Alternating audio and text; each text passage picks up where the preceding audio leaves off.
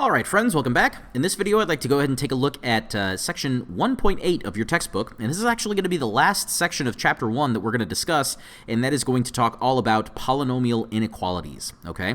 And so we've been working with polynomials for a long time, and as a matter of fact, I'd like to go ahead and remind you that back when we took a look at 1.6 day 1, we first took a look at how to solve polynomial equations, okay?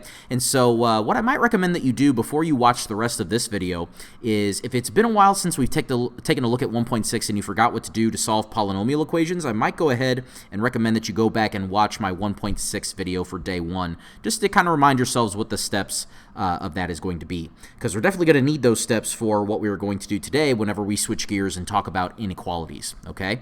And so, matter of fact, that's something that I've gone ahead and pointed out here. Whenever we have polynomial inequalities, of course, we're not going to have equal signs in our statements anymore. We're going to have one of those inequality symbols.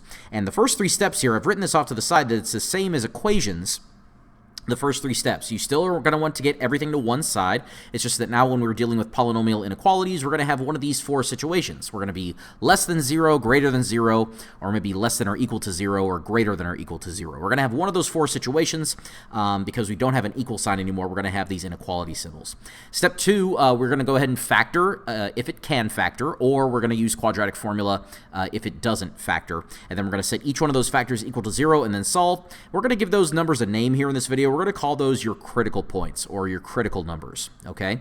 And then because we're dealing with inequalities, we are going to go ahead and take a look at doing a couple of additional steps here, which I'm not going to go ahead and read through. I'm just going to go ahead and point these out here, and then we'll describe them as we take a look at an example. You'll notice that I've already done a couple of examples here. These are the ones that I've done in class with a few students that I've had in my in-person folks, but I'd like to go ahead and in this video take care of some of the evens here. So let's say we have an example that looks like number 2. It says x squared minus x minus 20 is greater than or equal to 0, okay? And so the first thing that I want to identify is that step 1 from before has already been done for you. We have already collected all the terms on one side and gotten 0 on the other, so this is the polynomial that we're going to be working with in this example, x squared minus x minus 20. And I want you to identify also that we do want to fit the description in this problem of being greater than or equal to 0. We're going to come back to this a couple of different times today because that is going to be the description that we want to fit later on in the problem, okay? But for now, we're just going to go ahead and go through and factor that polynomial that we have on the left-hand side here. And just so that you're aware, I would officially expect you guys to be able to factor at this point, okay? So x and x, some combination of 4 and 5, I believe. Taking a look at this as -5 and +4 would be what we want. And of course, we want this to be greater than or equal to 0, okay? And so how we're going to go ahead and continue is just the same steps as back in your 1.6 video for day 1. We're just going to go ahead and set these factors both individually equal to 0 and solve. That's something called the zero product property. And so x is going to be equal to -4 here, and x is going to be equal to +5 here, okay? Again, these are what we call your critical points or your critical numbers, okay? And the thing about these numbers is that these are the numbers that you would plug into your original polynomial and make it equal 0, okay? And so that is part of what we want, because it says we want to be greater than or equal to 0. So these are going to be important numbers to keep track of, but we don't just want to be equal to 0 with our output. We want to be also greater than 0 for our output here. So what that's going to mean for us is that in order to kind of help us figure out the rest of the numbers that are going to work, we need to kind of visualize ourselves on the number line. So I'm going to go ahead and draw a number line. This is going to be what I want you to do for every single problem. Draw a quick number line here. We're not going to go ahead and be very accurate placing our critical points on the number line. We just need to get them on there. So -4 we'll say is there, +5 we'll say is there, okay? Keep in mind, these are the numbers that if I plug them into that yellow polynomial that I started with, I would get 0 as the result. So these are the numbers that I plug in that make me equal 0. And that's part of what I want, again, because I want to be greater than or equal to 0. But I also want to be greater than, right? So what I'm going to need to do is take a look at the rest of the number line. I know I want these values, so I'm going to go ahead and do some shaded dots or filled in dots on these values. That's going to be part of my solution set. But I also need to figure out where I'm greater than 0. So for that reason, what you might notice here is that we've split up your real number line into 3 parts. There's the part that's to the left of -4, there's the part in between -4 and +5, and then there is the part to the right of positive 5. What we're going to do is we're going to pick someone who lives in each one of these neighborhoods, and we're going to knock on their door and ask them if they are going to make our polynomial greater than 0, because that's what we want, right? And so what that's going to mean is we're going to go to each one of your regions here, and we're going to pick a test candidate. We're going to pick a number that lives in each one of these regions, and then we're going to plug it into our polynomial, and we're going to see if we get something that's greater than 0 or something that's not greater than 0, right? So in terms of picking your number, you could pick any number that lives in these neighborhoods, but I would just say make your life easy, right? If you're trying to find something that's to the left of -4 on the number line, just make your life easy. Let's pick -5, okay? If you're going to reach for a number in between -4 and positive 5, let's make our lives easy and pick 0, because again, we're going to be plugging this in later, and when you plug in 0, things get nice.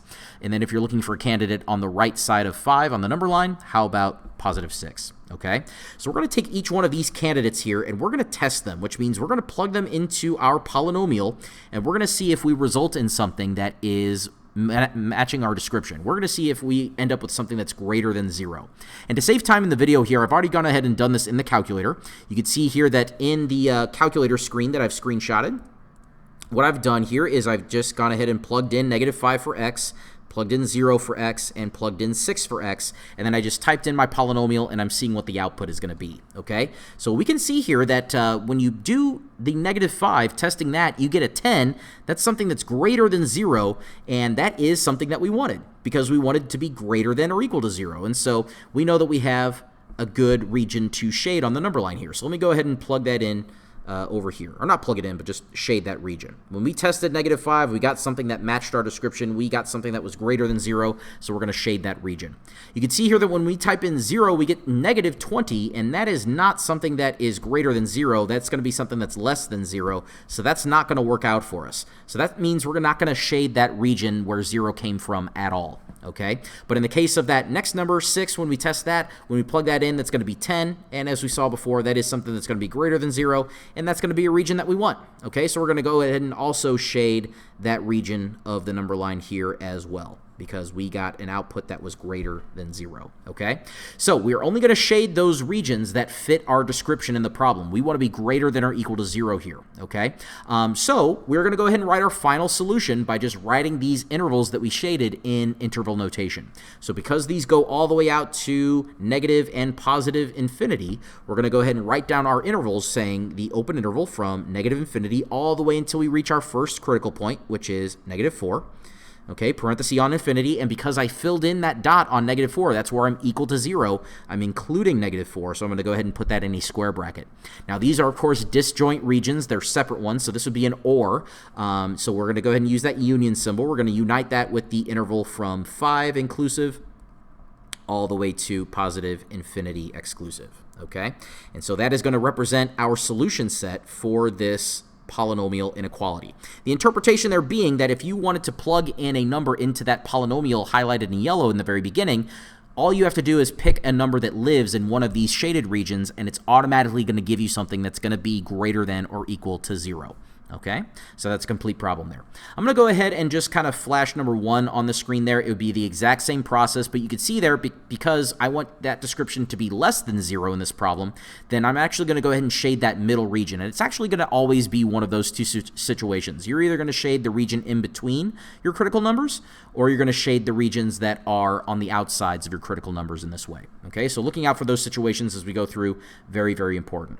So let's go ahead and do another one here. So again, following the steps from before, we just need to make sure that we collect all of our terms to one side and leave 0 on the other side. So I'm going to go ahead and subtract 3 from both sides here, in which case you'll find that we end up with this polynomial x squared plus 2x minus 3 is greater than 0. Okay, so the polynomial that we are going to be working with in this problem is this right here. So I'll highlight that just like I did in the last problem.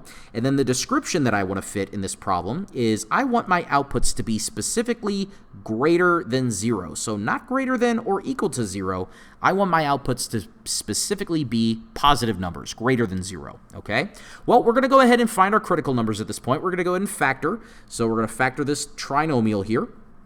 We're going to say x and x, some combination of 1 and 3. How about a positive 3 and a negative 1, I believe? Again, that would be a process that by now I would expect you to be able to do. So I would encourage you to go back and watch a previous video on factoring that I made if that's something you need some additional help with. Okay?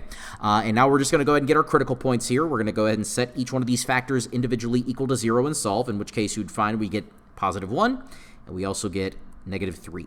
Of course, these are our critical points. Okay?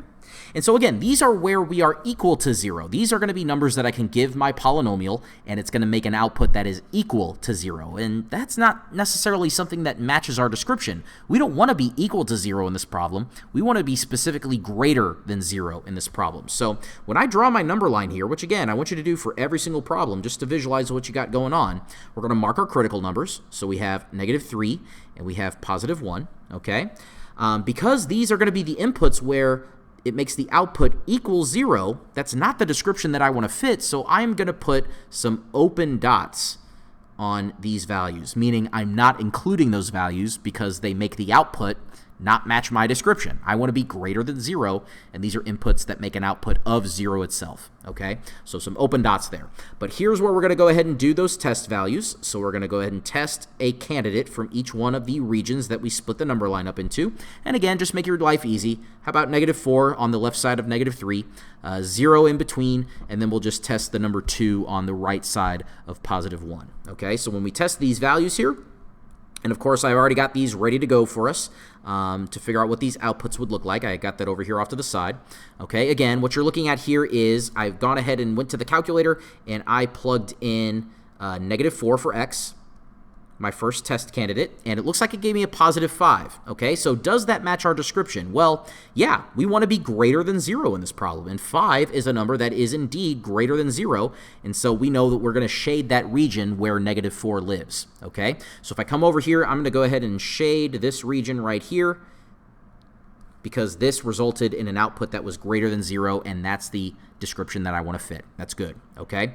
Now, again, if you're thinking with me here, right, it's either going to be one of those AND situations where we shade in between the critical numbers, or it's going to be one of those OR situations where we're going to shade on the outsides of your critical numbers here. So what you might be able to kind of deduce on your own here is that this other region right here is going to be shaded here as well, leaving that middle region not shaded. This is going to produce an output that is greater than 0, and we can see that over here, okay? If I let x be equal to 2 and then type in my polynomial, I get something that is greater than 0. I get 5 again, so that is something that is going to work. But when I type in 0 for x, you can see here that I do get a negative number, something that's less than 0, and that does not match my description, so I'm going to leave that unshaded, okay? And so now that I know what regions I want, I'm just going to go ahead and write out the interval notation associated with these regions, right? So that goes all the way out to negative infinity, all the way until we reach negative 3. Parenthesis around infinity because I'll never reach it, and because I'm not including negative 3, I'm going to do a parenthesis on 3 there as well. And because these are disjoint, I'm going to unite that interval with the open interval from 1 all the way to positive infinity. Okay, so there we go. There is a complete problem. So again, the interpretation being that if you wanted to plug in a number into that yellow polynomial that we started with, and you want to get something that's greater than 0, then what you're going to have to make sure that you do is plug in a number that lives in that region that we just concluded, okay? That lives in one of those disjoint regions here, either from negative infinity to negative 3, or from positive 1 to positive infinity. Okay, so it looks like OneNote crashed on me there, so hopefully that doesn't create problems for my video later on. We'll see, okay? And now just to go ahead and make sure that we just kind of flash this up on the screen, here's number 3 here as well. This is an example where we would be shading in between. You can see that it's the exact same steps. We want to be less than 0 in this problem. But again, we want to just go ahead and do those test values and see which one is going to work for us here. And it looks like that's going to be that region that works for us there from negative 1 to 7, okay? So the last example that I want to do here in this video is going to be number 6. And the reason I want to do this one is because this is going to present to us a little bit of a different situation than what we've seen in the past 2 examples here. So we can see that step 1 is already done for us. We already have 0 by itself on one side, so that's pretty nice. We don't have to necessarily go through and do that step, so that's something that's already done for us. But we are staring at this polynomial right here, okay? So we have negative 2x squared plus 6x plus 15. Here's the trick, right? if you try to factor this, you're going to find that this actually does not factor for you, okay? Which is kind of unfortunate because remember that if your polynomial does not factor, you're going to have to resort to using quadratic formula, okay? And that's not a problem because we've done a lot of practice with the quadratic formula before, but it is kind of a process. So let's just demonstrate that, right? So playing the role of A is going to be -2, playing the role of B, +6, playing the role of C, 15. Okay, and again, remember from our quadratic formula video that the way that I like to do quadratic formula is I like to go ahead and do the labor-intensive part first and then just plug that in later. So that labor-intensive part is what we always call the discriminant. That was the square root of b squared minus 4 times a times c. We're going to go ahead and do that first. So playing the role of b for us, of course, was 6. We're going to square that, take away 4 times a, which is 2, times b, which is 15. And then we're going to do the square root of that. Just to give away the punchline here, what you're going to end up with here is going to be the square root of 39, okay? So I believe that's right. Actually, let me go ahead and check that. Actually, I don't believe that's what we're going to get. Oh, that's right, because playing the role of a was not +2. It was a -2. See, I'm always catching my mistakes. There we go. Okay, so a is -2. C is 15 there. And I'm just paranoid now. So let me just go ahead and confirm really quickly in my calculator that that will give us 39 here. So let me just check. Actually, it will not. Goodness. Okay, I'm glad I checked this. All right, so that is going to give us the square root of 156. And if we go ahead and reduce that square root in the calculator, that is going to give us what? So that is actually going to give us 2 times the square root of 39. Okay, that's where I was getting that square root of 39 from. There we go. Okay, so that's correct. And so now we're going to go ahead and use the rest of the quadratic formula here, which is to say x is equal to the opposite sign of b. Our b is +6, so we're going to go ahead and, of course, use -6. And then we're going to say plus or minus the square root of b squared minus 4ac. We already did that part. Made it nice and easy for us. We're just going to plug that in. And then we're going to divide by 2 times a, which is going to give us 2 times -2 here. And, of course, that's going to be -4, okay? So each term in the top, I'm going to give it its own denominator. So this is going to end up being -6 over the denominator, which is 2 times -2. It's going to give us -4. We're going to say plus or minus 2 square roots of 39 over its own, -4. And what we're going to end up here as a final result is going to be a +3/2 when you reduce that first fraction, plus or minus the square root of 39 all over 2. Okay? And so those actually represent our critical numbers here in this problem, okay? Or our critical points. Now, in order for us to get a better feel for what these numbers are going to be approximately equal to, just for purposes of putting this on the number line later, we should be plugging these into the calculator and getting some decimal approximations for what these are going to be, okay? And so I've already got that ready to go right here. I've already typed in 3 plus the square root of 39 over 2 and 3 minus the square root of 39 over 2, and I get these two decimal approximations. So I get something that is a little bit over 4, and then I get something that's a little bit under -2, or I should say over -2, right? So when we go to the number line, we're just going to have to keep that in mind because we need to get those test values later, right? So let's go ahead and draw that number line at this time. Let's go ahead and draw these in, and we're going to mark our critical points just like in the last problems here. So we had 3 over 2 minus the square root of 39 over 2, and then we had 3 over 2 plus the square root of 39 over 2. Okay, and again, these are approximately equal to, it looks like from the calculator from before, we had about 4.6 and then about -1.6. So -1.6 about, and then about -4.6. Again, just for purposes of being able to pick those test values, right? Because these are going to be the locations where my polynomial is, of course, equal to 0. So let's figure out if we're going to shade those in. The description that we wanted to fit in this problem, we want it to be less than 0 or equal to 0. Okay, so that means we're going to go ahead and do some shaded dots on these critical points because, again, that is where my polynomial is equal to 0. Okay, now we just need to go ahead and pick a test candidate from each region, which, again, because we got the decimal approximations for these numbers here, it's nice and easy to go ahead and pick some test candidates. We just want to pick something that lives to the left of -1.6. How about -2? I think that will work fine.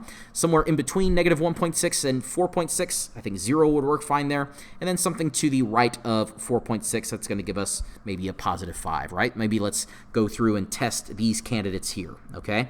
And just like I did in the previous examples, I already have these ready to go. I took a quick quick screenshot of the calculator just so we could take a look at what these are actually going to be. So when you plug in a value of -2 in for x, it looks like what you're going to end up getting is going to be a -5, and unfortunately that is going to be, actually not unfortunately, because we want it to be less than or equal to 0 in this problem, right? So actually this is quite fortunate. This is less than 0, and that is something that we wanted. So we're actually going to shade that region of our number line here. So this region right here where -2 lived, we're going to shade that region in because this produced an output that was greater than 0, okay? Which you might be catching on by now. That, of course, means this other region is going to be shaded here as well, greater than 0. And, of course, we can confirm that by coming over here and taking a look at the other test candidates and seeing what their outputs were going to be, right? So 15, of course, is greater than 0, so that doesn't fit our description in this problem. But -5, of course, is less than 0, and that does fit our description, so we know that we've shaded this number line correctly, okay? Now, when you get to writing your final answer here, again, we're going to write that in interval notation. These go all the way out to negative and positive infinity, respectively. So we're going to write this in interval notation, say negative infinity all the way until we reach our first critical point, which remember we wrote as 3 over 2 minus the square root of 39 over 2. And we're going to unite that set with the open interval, or sorry, actually, I should not have a parenthesis on that, should I? Because I'm including those values, so I should have a square bracket there. There we go, and a square bracket on this one as well. 3 over 2 plus the square root of 39 over 2, all the way out to positive infinity. And there is my solution set. So from a notation standpoint, it looks like we've written down a big mess here, but we know what this means. We just know that this means that we have those two shaded regions up from before. Again, picking any number that lives in those regions, if you were to plug them into your polynomial that we started with, you would always get something that matches the description that we want, which is less than or equal to 0 in this problem, okay? If you want to go ahead and pause the screen, here's a quick snapshot of what number 5 looks like. It's very similar to what number 6 looks like. It looks like we have another region here where we shade outward. This is going to be an OR inequality. But again, another quick example of what that might look like, so feel free to pause the screen and take yourself through that if you like, okay? And that's all I'm going to have for this video, so thank you very much for your attention. If you guys have any questions whatsoever, as always, please feel free to let me know. But that's all I've got for this one. I will speak to you guys in the next one.